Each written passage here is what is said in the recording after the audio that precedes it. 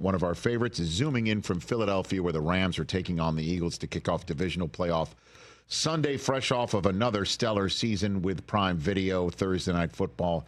Walter Payton, Man of the Year, Super Bowl champion, and our friend Andrew Whitworth back here on the program. Good to see you, Whit. How are you? Rich, I'm good, brother. Good to see y'all. Hey, Hope man. everyone's well. I'm going to start with what I texted you the other night. I mean, your moment with the microphone on behalf, I shouldn't say your moment, Los Angeles's moment. There you go.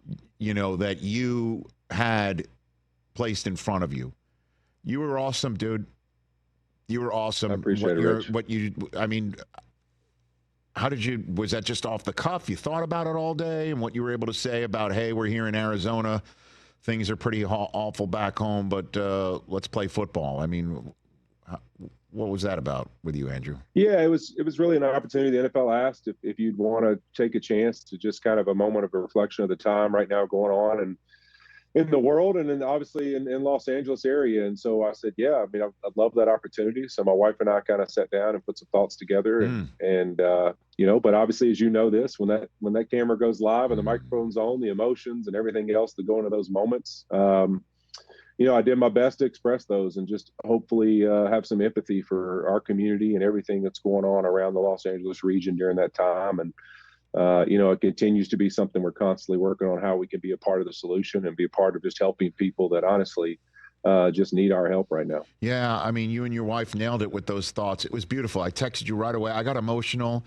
You know, obviously, honestly, I got emotional. I'm living. Yeah, that was my number one goal. Don't cry. I was like, don't cry right? in the middle of it and start weeping. Like, just keep it together, you know? Right. You know, and also to see LAFD across Sean's chest and the Rams as well, and on the hats.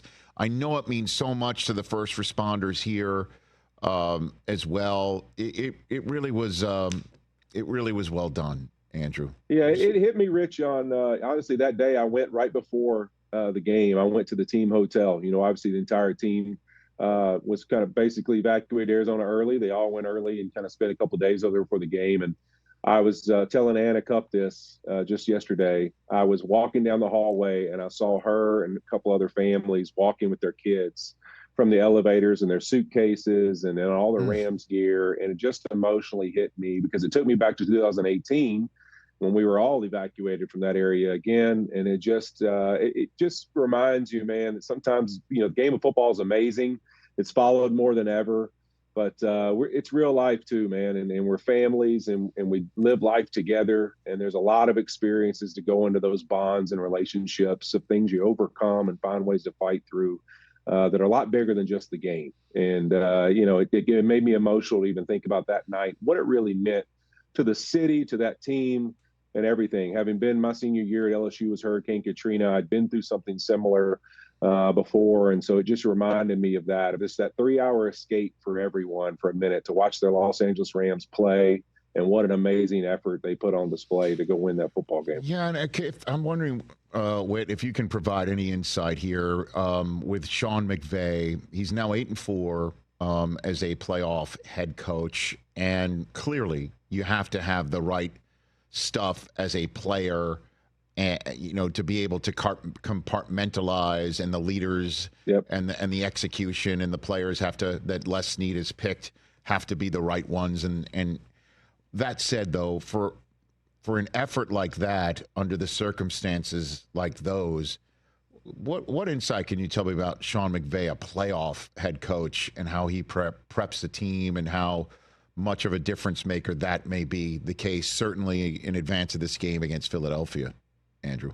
Well, I think the best insight I can give to you is this: is like sometimes we live with people in the moments of the ups and downs of their career or how things go, and you know, start to make decisions of who we think they are. For me, it all started when I first showed up in Los Angeles, and I'll never forget a 30-year-old head coach who spent our first 4 weeks at OTAs, and it wasn't about the boy genius he supposedly was and all the knowledge he had about football and those things.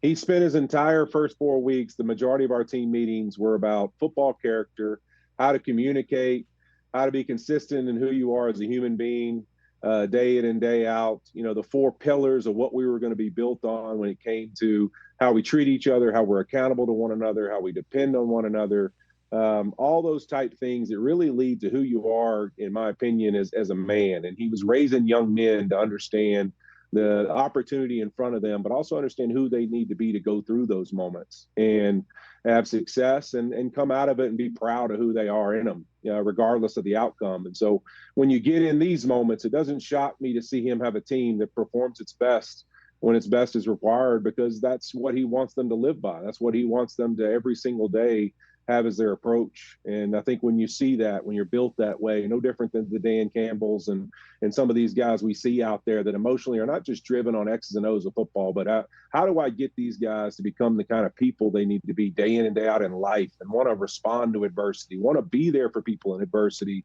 to be men of action. To see those kind of people be successful in big moments is not a shock, because it's something they prepared to do. And Sean is somebody that's his emphasis. That's what he focuses on, is being at our best when our best is required, and day in and day out consistency and a sense of urgency of, am I always improving and growing and looking for that next opportunity to step up and be better than I was the opportunity before. That's the kind of man he is coaching in that locker room, and he's got the great ones too, in Matthew Stafford and Cooper Kupp and Rob Havenstein and some of the vets there that live that way as well and have bought into it. And when you see that buy-in, you see special football teams. And then young players like obviously Puka in year two, and then you on the defense on that front seven, and a handful on the back end too. They are young and they are good and they are brash and they do not care. And I'm wondering how this works going against an Eagles team that the last time they faced each other, I think Saquon is still running. Andrew, what do you think about this Sunday? Yeah, I think that, what you really feel good about when you get into the playoffs is exactly what this football team showed Monday night. And that is, can you stand up and say, hey, for 3 hours, can we play our absolute best football? Because the truth is, when we get in these moments, and sometimes we get let down, whether it's teams that we followed before or not, throughout the season that we have all these expectations for. But the truth is, when you get to the playoffs, division records don't matter. Your record against certain opponents don't matter. What you accomplished, anything you did statistically doesn't matter. The only thing that matters is which team performs their absolute best in that 3-hour window. Every mistake you make is magnified. The game's going to go faster than you think. There's going to be emotions at the beginning where you'll see some teams kind of give away some things. We saw that in the Texans-Chargers game, where it was like nobody could hold on to the football or stop making mistakes to start that game.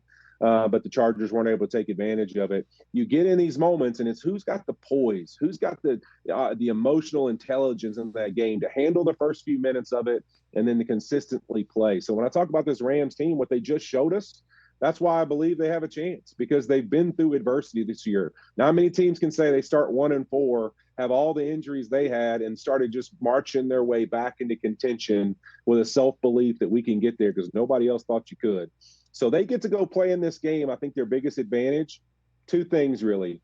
I think they play more like an AFC North team and how they're built. Young, talented defensive line that likes to get after it and play physical football. And then, you look at the offensive side of the football. They love to possess the football. They want to drive at the length of the field. They're going to eat up a ton of time. They're going to give Kyren Williams a bunch of touches. That's who they're kind of built for. So I think they'll play well in cold weather. And the other part of it is they did start 1-4. They've been through adversity. They did have last week and all these emotions they went through and everything they had to stand up and be at their best for. So they get to go play in this game. No one expected you to be here. So you know what you get to do? Go play free. Who cares? Shoot your shot. You're not supposed to be in this final group of guys anyways. So go play free. Let it all rip. Everything in the playbook. Let's get it all off the page and see what happens. Andrew Whitworth here on the Rich Eisen Show. A couple things you just said about playoff success, teams that can silo, compartmentalize, focus on the 3 hours, get something done at the beginning of the game, and then finish strong. This is why the Chiefs are potentially going to three-peat, Andrew. Now here we go, taking on a Texans team that prior to the season, a lot of folks pegged as the one team in the AFC that could maybe take them out. There's been a lot that's happened since the regular season started and now. What do you think about the Chiefs' three-peat opportunity here, Andrew? I think it's I don't think there's anybody. I've said this all year. Last year, I spent the entire second half of the season predicting when they would, have a fall off or eventually when they got in the playoffs.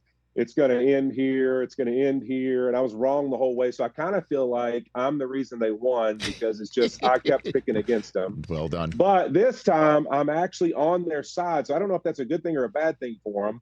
I just think until somebody proves me they can take the champs down, this is like a title fight. If you to win the round, I got to see the proof. And I think when you look at this football team, they have continued to show that they know what it means and what it takes to win football games. And that's the only thing that matters. We can get into analytics. We can get into what you should or shouldn't do or who you have that's explosive and can do this or that. Every week, they put a plan together that fits who they're playing and puts them in the best situation to win a game. Have they had some great breaks this season go their way at the end of games? Yes. But you know why those things happen? Because you put yourself in the situation to possibly win the game at the end. And guess what? Because you are the defending champs, teams make a lot of mistakes at the end because of the nerves, the anxiety, the pressure to take you down. So they continue to not give those opportunities to people. They just put themselves in a position to win, and they let you give it to them if you're going to. And so I think when you talk about this Chiefs team, you look at the way they handled the Texans already this season, I think it's a Chiefs win. Do I think the Texans have some pieces with the rushers they have, with the secondary they have defensively? Offensively, can Joe Mixon, if he's healthy and he's able to play, get going? Can they find Nico Collins with some of these in-breaking routes? Can they create some explosives? Sure. But I think at the end of the day, the Chiefs are the Chiefs. They're still the champs, and somebody's got to prove it to me. And then you mentioned how the Rams could potentially win this game in Philly, where you're zooming in from, because in part they've got that nobody believes in us card. We can play free card to play against the Eagles. I mean, the Commanders, I think, created that deck right now, right? Going into Detroit. So what do you give me the chances of Jayden Daniels one and dunning the Lions, which would be a shocker to say the least. What do you think there? That'd be a huge shocker. I just think you look at the Detroit Lions this season, and much like we've talked about the Chiefs over the last couple of years, this year with the injuries in Detroit and how good they looked from the beginning of the season, it's like every week we've waited with the injuries to see this fall off from this team, and like, oh man, now it's too many people. Like, we're going to see them take a step back. And every week they go out and absolutely annihilate people and play high-level execution football. Not just the talent they have, but I think we don't talk about enough of the way they go out and just flat out execute every week. I mean, I think of our game on NFL on Prime when we had the Packers-Lions game, and it's like the Packers took that lead in the second half and continued to score, and every single time the Lions touch it, they had to go get points. Whether it's 4th and 2, 4th and 3, doesn't matter. We're going for it. We're getting it. We're finding a way to win this game. You have to be a crazy elite team to be able to just continuously stay that consistent and execute at that high of a level. So I think for me, I think this is where, obviously the Commanders have been fun. Jayden Daniels, my LSU Tiger, has been out of this world this season. But I think it comes to an end this weekend. I mean, I think Detroit Lions are just too good, man. And I think matchup-wise, there's some things the Lions do so well that really match up well against the Commanders and what they do. So Jared Goff's been amazing against man blitzes. He's continued to punish teams because of the talent they have. And honestly, that offensive line, I think the Lions handle business. And I picked this a long time ago. We came on the show, me and Fitz. Yep. These quarterbacks, they're worried about incompletions. They want to take these cheap sacks because they don't want to throw incompletions. He didn't want to pick it. I said from the beginning, Rich, it was going to be the Eagles versus the Lions in the NFC Championship. It was going to be the Chiefs and the Ravens. And I still think that. I still believe it. And unfortunately, I'm conflicted because my Rams are in it now, and I would love nothing more than them to find some way to knock out the Giant.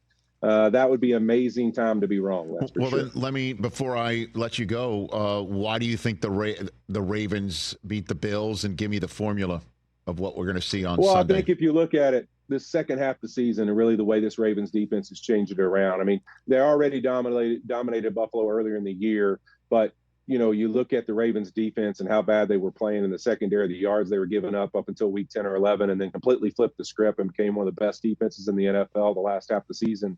They stopped the run all year long, and that's what they've done well. And if you think of Buffalo this year, Josh Allen's been amazing, but one of the things they've honestly done really well with James Cook and this Buffalo Bills offensive line that's been, Aaron Kromer's done a hell of a job, is run the football well in a lot of these atmospheres. You think of the San Francisco game and the cold weather and the snow, really the way they were able to run it. You think of last week, even the way they started that game, even with Denver scoring, like we're just going to pound the football. We trust our offensive line and James Cook to make plays, and then Josh will take his opportunities and do what he does.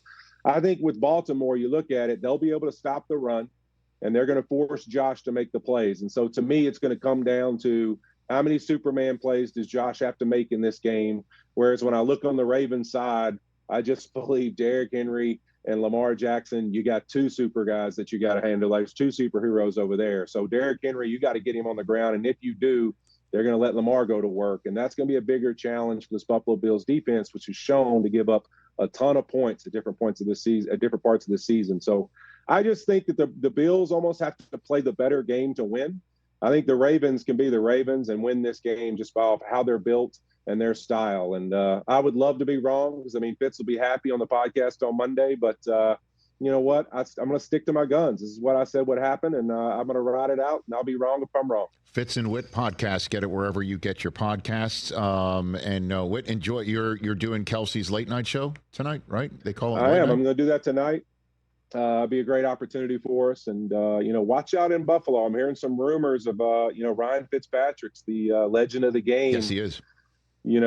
Kelsey went shirtless last year. Fitzpatrick went shirtless the year before for the playoffs. Rich, I've heard he's going to one-up the situation this time. So the only thing left is pants. I'm nervous. I'm nervous, Rich. I'm just letting y'all know. Wow. There's rumors. There is some rumors out there. Zuba's Bills Speedo. I'm putting it out there. Might we see it? Might we see it, folks? Goodness. A 7-degree banana hammock? Wow. Is that what you're saying?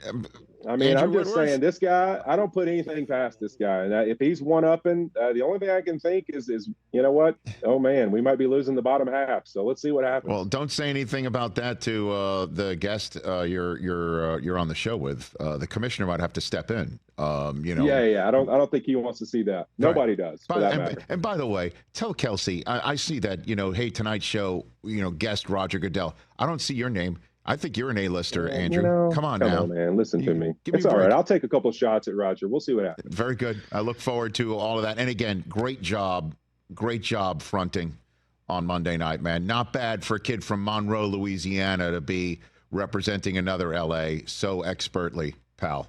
Awesome. Monroe, baby. I appreciate it, Rich. You got it. Have fun. That's Andrew Whitworth. Check him out tonight on Jason Kelsey's late night show on ESPN at 1 a.m., I guess, so tomorrow morning. And then, of course, we'll keep our eye out for you at that game on Sunday. That's Andrew Whitworth, the Fitz and Whit Pod. Every Tuesday, new episodes right here on The Rich Eisen Show. Catch The Rich Eisen Show every single day on the Roku channel, 12 to 3 Eastern, for free.